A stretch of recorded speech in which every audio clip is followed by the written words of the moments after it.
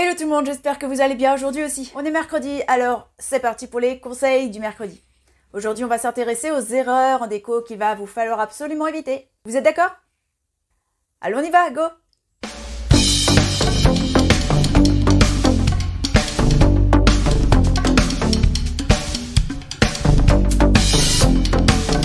Alors, je disais, en décoration intérieure, on voit trop souvent des gens inspirés, mais qui finalement compromettent l'harmonie et l'esthétique de leur espace dans son ensemble. Alors on va regarder les erreurs les plus fréquentes. Alors est-ce que vous placez trop de meubles dans la pièce? Évitez de surcharger. Cela pourrait rendre une pièce étroite, encombrée et surtout peu fonctionnelle. Conservez seulement les essentiels et pensez à l'agencement pour optimiser l'espace. 2.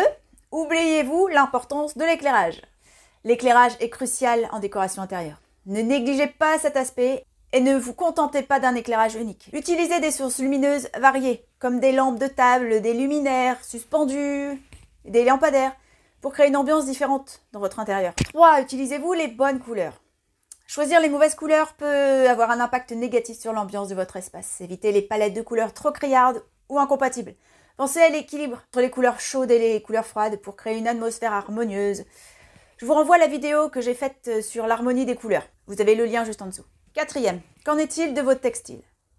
Les textiles, c'est généralement ce qui procure la chaleur et le confort à votre intérieur. Si vous mettez de côté les rideaux, les coussins, les tapis et les couvertures, vous obtiendrez une décoration inachevée. Alors on n'oublie pas ce qui peut être assimilé à du détail. C'est généralement les détails qui comptent le plus. 5. Et les proportions?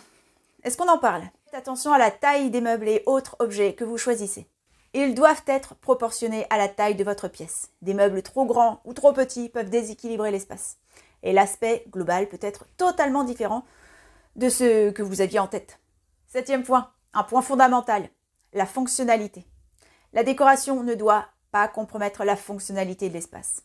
On vit dans une maison et non pas dans un musée. Il faut savoir allier beauté et confort et praticité. Donc on s'assure que notre intérieur est à la fois esthétique et pratique pour répondre aux besoins de la vie au quotidien. 8. point, le dernier, ne pas personnaliser. Encore une fois, vous habitez chez vous.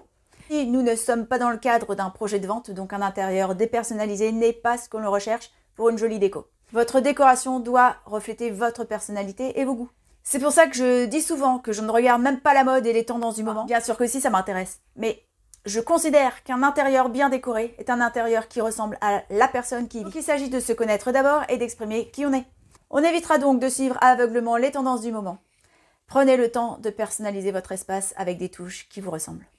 Voilà grosso modo ce que l'on pouvait dire sur ce à quoi il convient de faire attention.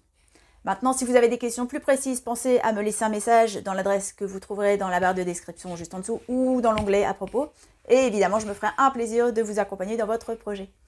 N'oubliez pas que chaque semaine, je tire au hasard une question d'un abonné et j'y réponds devant vous.